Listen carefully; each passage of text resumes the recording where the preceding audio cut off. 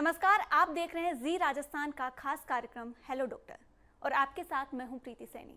ये कार्यक्रम आप तक वो जानकारी लेकर आता है या फिर उन डिजीज़ को लेकर वो इन्फॉर्मेशन जिसके बारे में या तो हम जानते नहीं हैं या हम बातचीत नहीं करना चाहते हैं, उसका इलाज नहीं करवाना चाहते हैं, उसको लेकर एक झिझक हमारे मन में होती है। ऐसे ही हमारा आज का टॉपिक है प्रोस्टेट को लेकर क्या क्या समस्याएं हो सकती हैं, जिसको हम बीपीएच भी कहते हैं, जिसके लिए आज स्टूडियो में हमारे साथ मौजूद है senior consultant urologist Indus hospital Jaipur से डॉक्टर नरेश गर्ग। सर बहुत बहुत स्वागत है आपका। नमस्कार मैम। जी राजस्थान पर सबसे पहले सर हम ये जानना चाहेंगे हमारे दर्शक कि बीपीएच आखिर क्या होता है और इसके जो लक्षण हैं वो क्या होते हैं। बीपीएच को समझने से पहले आपको ये समझना पड़ेगा कि बीपीएच स्टार्ट कैसे होता है। बीपीएच इज प्रोस्टेट के बढ़ने को हम बीपीएच बोलते हैं। तो पहले ये समझना है हमें कि प्रोस्टेट क्या चीज़ है। प्रोस्टेट एक मेल सेक्सुअल ऑर्गन है जो कि मूत्राशय के नीचे वाले भाग में पाया जाता है। इसका जो मेन काम है वो हमारे सीमेन को या स्पर्म्स को फूड प्रोवाइड करना होता है, जिससे स्पर्म की क्वालिटी एंड अच्छी से रहे। यह हमारे मूत्र मार्ग को चारों ओर से घेरे रहता है। जब यह बढ़ता है तो मूत्र मार्ग में रुकावट आना स्टार्ट हो जाता है। नॉर्मली यह प्रोस्टेट जो एज है इसकी बढ़ने की वो 45 से लेकर 50 की एज पे ये बढ़ना स्टार्ट हो जाता है। इसका जो नॉर्मल साइज़ है वो 15 सीसी से लेकर 25 सीसी तक हम नॉर्मल मानते हैं, बट समस्या इवन 25 सीसी पर भी हो सकती है। मेनली जो इन प्रोस्टेट की वजह से जो समस्याएं आती हैं वो पेशेंट को बार बार में जो यूरिन जाने के लिए उठना पड़ता है, रात को बार बार में यूरिन जाने के लिए उठना पड़ता है, पेशाब की स्पीड में कमी हो जाती है, पेशाब यूरिन पास करने के लिए उसको ताकत लगानी पड़ती है, पेशाब कंप्लीटली नहीं हो पाता है, उसको ऐसा लगता है कि अभी मुझे वापस से पेशाब करने जाना है, या पेशाब बीच में रुक जाता है जी। स्टार्ट होने में टाइम लगता है। कभी कभी ऐसा भी होता है कि पेशाब को वो कंट्रोल नहीं कर पाता है। लंबे टाइम तक प्रोस्टेट की समस्या रहने पर पेशाब स्टोर करने वाली थैली जिसको मूत्राशय बोलते हैं वो ओवर एक्टिव हो जाती है और उसकी वजह से पेशाब लीक हो जाता है, जो कि पेशेंट के लिए बहुत बड़ी परेशानी की बात होती है। जी सर। सर आपने ये बताया कि बीपीएच क्या होता है, लेकिन भारत में ये कितना इफेक्टेड है, किस एज ग्रुप में ये ज़्यादा देखने को मिलता है या फिर किस तरह के केसेस जो है वो इंडिया में देखने को मिलते हैं। यूजुअली प्रोस्टेट का साइज बढ़ना 25 की एज से शुरू हो जाता है जी। यंग एज में इसके सिम्टम्स कम पाए जाते हैं, बट यंग एज में भी सिम्टम्स की जो सीवियरिटी है वो काफ़ी ज़्यादा रहती है। जैसे जैसे एज बढ़ती है 45 टू 60 की एज तक इसका जो परसेंटेज है वो 50% तक पेशेंट पॉपुलेशन को अफेक्ट करने स्टार्ट करने लग जाता है। तो इसका पता हम कैसे लगा सकते हैं, किस तरह से ये हमें पता लगाया जा सकता है, किस तरह से टेस्ट करवाए जा सकते हैं, इसको लेकर क्या क्या जांच ऐसी करवा सकते हैं जिससे इसका पता लगाया जा सके। प्रोस्टेट की इन्वेस्टिगेशन या जांच करने के लिए पहले हमने एक हमारे मेडिकल में एक प्रोस्टेट सिम्टम्स स्कोर होता है जी, जो कि प्रोस्टेट की समस्या, नॉट साइज, समस्या के बेसिस पे डिसाइड होता है। उसको हम ग्रेड 1, ग्रेड 2, ग्रेड 3 या माइल्ड, मॉडरेट और सीवियर कैटेगरी में डिवाइड करते हैं। जिसको सिम्टम्स बहुत कम होते हैं उनको हम माइल्ड कैटेगरी या ग्रेड 1 में रखते हैं। जिनके सिम्टम्स बीच इंटरमीडिएट या बीच जैसे होते हैं उनको हम ग्रेड 2 में रखते हैं। और ग्रेड 3 पेशेंट्स वो होते हैं जिनको या तो सर्जरी की रिक्वायरमेंट है या वो मेडिसिन तो उनको कंपलसरी लेनी ही लेनी है, या मेडिसिन से उनको रेस्पॉन्स नहीं आ रहा है, तो हम उनको कैटेगरी ग्रेड 3 में रखते हैं। तो क्या इसको दवाइयों से खत्म किया जा सकता है? प्रोस्टेट की बीमारी को दवाइयों से कंट्रोल किया जा सकता है, ख़त्म नहीं किया जा सकता। मरीज को प्रोस्टेट की दवाइयाँ लाइफ लॉन्ग लेनी होती हैं। उसमें ऐसा नहीं है कि हम मेडिसिन को बंद कर दें। प्रोस्टेट की मेडिसिन को कम या ज़्यादा किया जा सकता है कि अगर उसका प्रोस्टेट का साइज कम हो रहा है तो हम 6 मंथली हम चेकअप करते हैं या ईयरली चेकअप करते हैं ये देखने के लिए कि उसका प्रोस्टेट का साइज या उसका सिम्टम्स स्कोर कैसा है। इसके अलावा जो कुछ टेस्ट होते हैं, टेस्ट में जैसे हमने अभी बात की कि हमने केवल सिम्टम्स स्कोर की बात की, इसके अलावा जो कुछ और टेस्ट और हैं जैसे सोनोग्राफी, प्रोस्टेट का सोनोग्राफी, किडनी का सोनोग्राफी, तो एक पूरा सोनोग्राफी होता है और उसमें एक रेजिडुअल यूरिन देखते हैं, यूरिन होल्ड करके यूरिन कितना है और उसमें यूरिन पास करने के बाद यूरिन कितना मूत्राशय में बचा हुआ है। एक यूरोफ्लोमेट्री का टेस्ट होता है जो पेशाब की स्पीड का टेस्ट कहलाता है, उससे उसकी सीवियरिटी या उसको किस डोज में हमें मेडिसिन देनी है ये डिसाइड होता है। इसके अलावा हम प्रोस्टेट को अपनी फिंगर के द्वारा महसूस कर सकते हैं। पेशेंट के मलाशय द्वार को, रेक्टम में हम फिंगर के द्वारा प्रोस्टेट की जांच करते हैं, जिससे हमें ये पता चलता है, इसका एक रफ आइडिया लग जाता है कि इसका साइज कैसा है और इसमें कोई परेशानी तो नहीं है, केवल प्रोस्टेट के अलावा कोई ऐसा तो नहीं है कुछ कैंसर हो इसमें जी। तो ये देखने के लिए हम ये सब टेस्ट करते हैं। तो जैसे टेस्ट के बाद में इसकी दवाइयाँ ली जाती है और कुछ ऐसे होता है कि ऑपरेशन भी करवाना पड़ता है, तो ऑपरेशन के बाद क्या ये पूरी तरह से खत्म हो जाता है या फिर इसके बाद भी इसके बनने के चांसेस बने रहते हैं? ऑपरेशन के बाद जो एक्स्ट्रा प्रोस्टेट का पार्ट होता है जी। सपोज जैसे हमने सर्जरी की या ऑपरेशन किया 50 सीसी पे, तो प्रोस्टेट का जो बेस है, जो एक्स्ट्रा पार्ट है वो हम उसमें से रिमूव कर देंगे। लाइक 40 सीसी भी हम उसमें से रिमूव कर देंगे, 10 सीसी वो रहेगा, तो प्रोस्टेट वापस से बढ़ेगा। लेकिन यूजुअली जो प्रोस्टेट की जो ऑपरेशन करने की एज होती है वो होती है 60 और 65, तो 10 to 15 ईयर्स तक पेशेंट को यूजुअली दिक्कत नहीं आती है। इन केस अगर फिर भी प्रोस्टेट बढ़ रहा है और उसको सिम्टम्स आ रहे हैं, उसको परेशानी हो रही है, तो मेडिसिन को भी हमको वापस से देने की ज़रूरत पड़ती है। कभी कभी कुछ केसेस में दोबारा भी ऑपरेशन की ज़रूरत पड़ जाती है। तो सर इसके इलाज के लिए और क्या क्या ऑप्शन हो सकते हैं? क्या हम अपनी लाइफस्टाइल में बदलाव करके, हेल्दी डाइट को फॉलो करके, या फिर हम इससे बचाव कर सकते हैं? बिल्कुल कर सकते हैं जी। सबसे पहले हमें लाइफस्टाइल मॉडिफिकेशन की अगर हम बात करें तो मरीज़ को जो ज़्यादा परेशानी होती है वो है रात को उठने से, या जल्दी जल्दी पेशाब जाने से, या पेशाब लीक होने से। जी।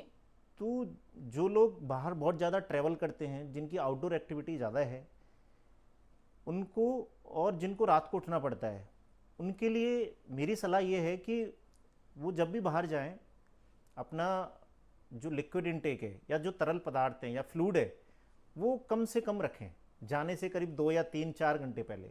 रात को सोने से पहले 2 घंटे पहले, सोने से 2 घंटे पहले अपना कैफीन, अल्कोहल, वाटर, जो ब्लडर को या हमारी पेशाब मूत्राशय के मार्ग को इरिटेट करते हैं, वो पदार्थों को हम बंद कर दें।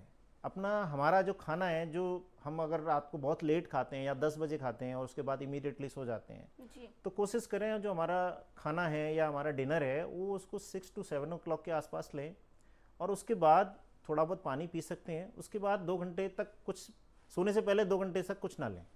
तो ये लाइफस्टाइल हम चेंज कर सकते हैं। इसके अलावा जो हेल्दी लाइफस्टाइल लाइक एक्सरसाइज करना, फाइबर रिच फूड खाना, इसके अलावा जो इम्पोर्टेंट पार्ट है वो है कॉन्स्टिपेशन। कॉन्स्टिपेशन जिनको रहता है, कब्जी जिनको रहती है, उनमें यूरिन की समस्या होने की, यूरिन समस्या ज़्यादा होती है।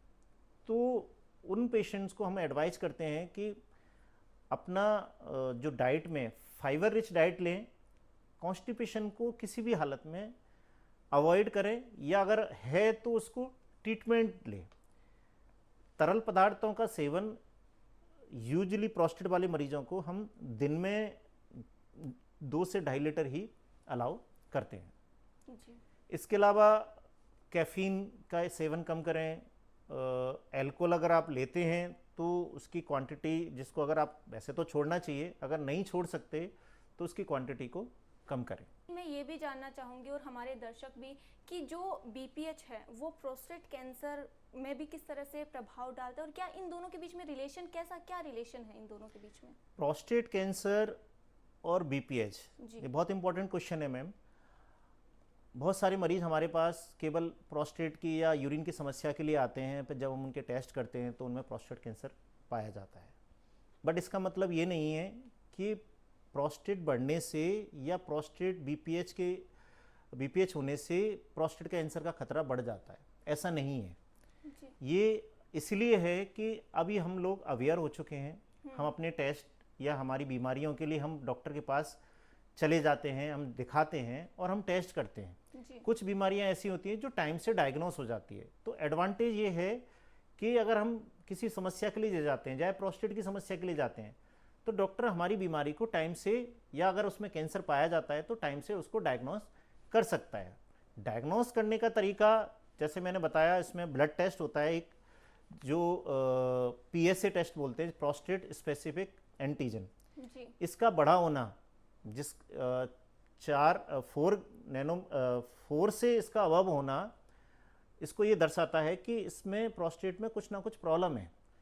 प्रोस्टेट पीएसए का बड़ा होना, केवल पीएसए का बड़ा होना ये जरूरी नहीं है वो प्रोस्टेट कैंसर ही हो। पीएसए इन्फेक्शन की वजह से भी बढ़ सकता है, जी। कुछ और बीमारियां हैं जिनकी वजह से पीएसए बढ़ सकता है। तो पीएसए, केवल सिंगल पीएसए के बेसिस पे हम ये नहीं कह सकते कि इसको प्रोस्टेट कैंसर है। जी। उसके लिए कुछ और जांचें हैं, लाइक एमआरआई, बायोप्सी, कुछ जांचें होती हैं जिनसे हम कंफर्म कह सकते हैं इसको प्रोस्टेट कैंसर है। सर, हम ये जानना चाहेंगे कि बीपीएच, कुछ मरीज ऐसे होते हैं जिनको ऑपरेशन बता दिया जाता है, तो ऐसे में ऑपरेशन का मेथड क्या होता है? ऑपरेशन के अभी प्रेजेंट जो साइंस डेवलप हो चुकी है उसमें अभी एंडोस्कोपिक, मतलब दूरबीन से ऑपरेशन करना, ये लेटेस्ट टेक्निक है। दूरबीन में 2 तरीके से ऑपरेशन होता है, एक टीयूआरपी, जिनको पीसेस में प्रोस्टेट को निकालते हैं। इसके अलावा होता है लेज़र सर्जरी। लेज़र सर्जरी के अलावा के द्वारा हम पूरा प्रोस्टेट को एक साथ निकाल सकते हैं। पहले के टाइम में जब साइंस इतना एडवांस नहीं था तो अपन ऑपरेशन चीरे द्वारा इसका ऑपरेशन किया जाता था, जिसके जो साइड इफ़ेक्ट हैं या जिसकी रिलेटेड जो परेशानी है वो कंपैरेटिवली अभी के ऑपरेशन से ज़्यादा होती थी। तो टेक्नोलॉजी से बहुत ज़्यादा इजी भी हो गया और इससे मरीज को ज़्यादा डरने की भी ज़रूरत नहीं है। जी सर, एक ये बायोप्सी जो है वो कैसे करवाते, और इससे जो मरीज है वो बहुत ज़्यादा डरते हैं, करवाना नहीं चाहते हैं, तो ऐसे में आप क्या कहना चाहेंगे? बायोप्सी, फर्स्ट बायोप्सी क्यों करनी चाहिए? जी। यूजुअली जब प्रोस्टेट के हमें कैंसर का डाउट होता है तो हम, डाउट कैसे होता है, या तो हमने एग्जामिन किया पेशेंट को, या उसका पीएसए बढ़ा हुआ है, या उसकी एमआरआई रिपोर्ट जिसमें ये बता रखा है कि प्रोस्टेट का साइज बढ़ा हुआ है, कैंसर की वजह से बढ़ा हुआ है, तो हम प्रोस्टेट की बायोप्सी के लिए सलाह देते हैं। जी। प्रोस्टेट की बायोप्सी जो कॉमनली की जाती है वो मल द्वार के थ्रू, एक सोनोग्राफी की मशीन होती है, उसके द्वारा छोटे छोटे सैंपल्स लिए जाते हैं निडल के द्वारा, बायोप्सी प्रोस्टेट के पूरे पार्ट को रिप्रेजेंट करते हुए अराउंड 10 से 12 सैंपल लिए जाते हैं और उनको जांच के लिए भेजा जाता है। जी। जांच में जो परेशानी आती है या जिस लेवल का प्रोस्टेट कैंसर आता है उसके अकॉर्डिंग ट्रीटमेंट किया जाता है। पर लोगों में ये धारणा है कि प्रोस्टेट कैंसर को, इवन नॉट प्रोस्टेट कैंसर, सारे कैंसर्स को बायोप्सी कराना मतलब प्रोस्टेट कैंसर बीमारी को छेड़ना और इस बीमारी को फैलाना। जी। उनके दिमाग में मिथ ये है कि हमने बायोप्सी कराएंगे तो ये कैंसर फैल जाएगा, जबकि ऐसा बिल्कुल नहीं है। जब हम तक बायोप्सी नहीं करेंगे, उसकी प्रोस्टेट की, कैंसर भी अलग अलग टाइप के होते हैं, एक्चुअल कैंसर नहीं समझेंगे, उसका टाइप नहीं समझेंगे, तो हमें ट्रीटमेंट देने में परेशानी होगी। जी। सेकेंड थिंग ये है, बायोप्सी करने से कभी भी कैंसर नहीं फैलता। ये बहुत लोगों में मिथ, अब धारणा बनी हुई है कि नहीं, स्पेशली विलेजेस में, इवन अर्बन एरिया में भी बहुत लोग बायोप्सी कराने से बचते हैं। तो मैं सभी दर्शकों को ये कहना चाहूँगा कि अगर आपके डॉक्टर ने बायोप्सी के लिए एडवाइस किया है तो आपको बायोप्सी ज़रूर से करानी चाहिए। अदरवाइज जब बीमारी अपने हाथ से निकल जाएगी या कैंसर इस स्टेज में पहुंच जाएगा कि हम उसका कुछ इलाज नहीं कर सकते, तो हमारे लिए परेशानी की बात होती है। अगर ट्रीटमेंट अगर हम टाइम पे नहीं लेते, जैसे आपने बताया कि जो पीड़ित है वो बायोप्सी करवाने से डरते हैं, तो अगर समय रहते ना करवाया जाए, ट्रीटमेंट नहीं लिया जाए, तो ऐसे में क्या परेशानी हमें फेस करनी अगर हम कैंसर प्रोस्टेट की भी बात करें, साथ में प्रोस्टेट बढ़े हुए बीपीएच की बात करें, जी। तो बीपीएच बढ़ने से जो परेशानियां होती हैं, तो वो उनकी परेशानियों का एक्सट्रीम रूप होता है। एक्सट्रीम रूप जैसे यूरिन की जो समस्याएं आती, यूरिन का धीरे आना, रुकना, तो कई बार ऐसा होता है कि पेशाब यूरिन मरीज का बिल्कुल अचानक से रुक जाता है, पहले धीरे धीरे धीरे होते हुए बिल्कुल रुक जाता है, तो पेशेंट को, मरीज को पेशाब की नली लगाने की ज़रूरत पड़ती है। दूसरी समस्या है बार बार में पेशाब में ब्लड आना, वो मेडिसिन से भी कंट्रोल नहीं हो रहा है, सब कुछ देने के बाद भी कंट्रोल नहीं हो रहा है, तो बार बार में ब्लड आने की समस्या रहती है। कई बार इसकी वजह से, इन्फेक्शन की वजह से, बार बार में इन्फेक्शन की वजह से या ब्लीडिंग की वजह से ब्लड की कमी हो जाती है, इन्फेक्शन ब्लड में फैल जाता है, तो पेशेंट को आईसीयू में भी लेना पड़ जाता है। इसकी वजह से किडनी फेल होना स्टार्ट हो जाती है। जब यूरिन बाहर नहीं निकलेगा तो उसका दबाव बैक फ्लो या प्रेशर किडनीज पे चला जाता है, जिससे किडनी फेल होने की समस्या बढ़ जाती है। इसकी वजह से स्टोन बनने की समस्या भी बढ़ जाती है। पेशाब की थैली में स्टोन्स भी बन जाते हैं, ज़्यादातर लंबे टाइम तक जब यूरिन रखा रहता है तो उसमें पेशाब की थैली में स्टोन्स बन जाते हैं। अगर ऐसी समस्या अगर रहती हैं और तब भी हम अगर दवाई दे रहे हैं तो उन दवाइयों का कोई ज़्यादा इफेक्ट नहीं रहता है। ऐसे केसेस में हम मरीज को ऑपरेशन की ही सलाह देते हैं। अभी जो लेटेस्ट टेक्नोलॉजी है उसमें उन मरीजों का भी ऑपरेशन किया जाता है, जैसे किसी को हार्ट की समस्या है जी। उनको खून पतला करने की गोलियां चल रही हैं, तो ऐसे मरीजों को खून पतला करने की गोलियां बंद करनी पड़ती हैं, तो उनके लिए लेजर से जो प्रोस्टेट रिमूवल है वो बहुत एफिशिएंट रहता है, उसमें ब्लीडिंग का रिस्क कंपैरेटिवली कम होता है। हार्ट पेशेंट्स, ब्लड प्रेशर की समस्या, डायबिटीज़ की समस्या, बहुत सारे मरीज होते हैं जिनको कुछ ना कुछ समस्याएं रहती हैं, तो प्रोस्टेट अकेली एक समस्या नहीं है, उनके साथ कुछ और समस्याएं होती हैं, तो उनके वो होते हुए भी हम सर्जरी कर सकते हैं। तो इसके जो बीपीएच है, ये स्टार्टिंग में अगर हमें पता चल जाता है तो उसको हम दवाई से सही कर सकते हैं, लेकिन अगर वो समस्या, प्रॉब्लम थोड़ी अगर बढ़ जाती है तो हमें उसका ऑपरेशन ही करवाना पड़ेगा, ऐसा है? नहीं, ऐसा नहीं है। अगर वो दवाइयों से कंट्रोल नहीं हो रहा है जी। या दवाइयों से उसकी समस्या खत्म नहीं हो रही है, जी। या जैसे मैंने अभी आपसे बात की कि जिसको बार बार में ब्लीडिंग, बार बार में इन्फेक्शन, स्टोन बन रहा है या यूरिन रुक ही गया है, इवन आप मेडिसिन दे, चलते हुए मेडिसिन पेशेंट रेगुलर खा रहा है, जी। फिर भी ये सारी समस्या अगर हो जाती हैं तो ऑपरेशन की ज़रूरत पड़ती है। तो ऐसे में क्या इन दवाइयों से साइड इफ़ेक्ट्स भी देखने को मिलते हैं, किस तरह के? क्योंकि ये भी डर जो है वो मरीजों में काफ़ी रहता है कि हम ये इस इलाज के लिए ये दवाइयाँ ले रहे होते हैं और लेते लेते हमें कोई और बीमारी जो लग जाती है, कुछ साइड इफ़ेक्ट्स भी देखने को मिलते हैं, तो ऐसे में ऐसा भी होने के चांसेस रहते हैं? बिल्कुल है। पहले की जो दवाइयाँ थी और अभी जो रिसेंट जो मेडिसिन हैं उन दोनों में काफ़ी डिफरेंस है। जी। पहले जो दवाइयाँ चलती थी उनसे बीपी का कम होना, सिर चकराना, हेडेक होना, ये काफ़ी कॉमन था। जी। अभी जो मेडिसिन्स हैं उनमें कुछ मेडिसिन्स ऐसी हैं उनका side effect even heart patient को भी हम उनको ईजिली दे सकते हैं, जिनमें से मेडिसिन जो है वो है सिलोडोसिन, जो कि प्रोस्टेट की जो मांसपेशियां होती हैं उनकी जो पावर होती है उसको कंट्रोल करती है। जी। इसके अलावा ड्यूटेस्टेराइड जो कि प्रोस्टेट की ग्रंथि की जो वॉल्यूम है वो उसको कम करती है। जो सिलोडोसिन हम देते हैं उसका जो एक साइड इफ़ेक्ट होता है वो है सीमेन का बाहर ना आना। जब आप कांटेक्ट करेंगे या मास्टरबेशन करेंगे तो वो सीमेन बाहर नहीं आएगा। जी। लेकिन इसका मतलब ये नहीं है कि उसकी जो मेलनेस है या मर्दानगी उसकी वजह से कम हो जाती है, ऐसा नहीं होता है। वो सीमेन जब आप यूरिन पास करेंगे तब वो बाहर आएगा। जी। अगर वो वैसे सेफ मेडिसिन है एक्सेप्ट दिस साइड इफेक्ट। जी। तो वैसे तो आपसे बात करके और ये तमाम जानकारी जो आपने दी उससे ये लगता है कि बहुत ही सीरियस बीमारी है ये, एक तरह से कहा जाए तो, लेकिन इसके साथ ये किन लोगों में ज़्यादा ये खतरा बना रहता है ये होने के, बीपीएच होने के? ऐसा कोई पर्टिकुलर ग्रुप नहीं है जी। कि इन पेशेंट्स में ये प्रोस्टेट की समस्या ज़्यादा होती है या इन पेशेंट्स में प्रोस्टेट की समस्या ज़्यादा होती है। ये एज रिलेटेड प्रोसेस है। जैसे हमारे बाल सफ़ेद हो जाते हैं एक समय के अनुसार, ऐसे ही प्रोस्टेट का बढ़ना 45 और 55 या 50 के बाद सबको होता है। लेकिन जिन मरीजों को या जिन लोगों को यूरिन की समस्या इसकी वजह से स्टार्ट होती है उन लोगों को प्रोस्टेट की ट्रीटमेंट की ज़रूरत पड़ती है।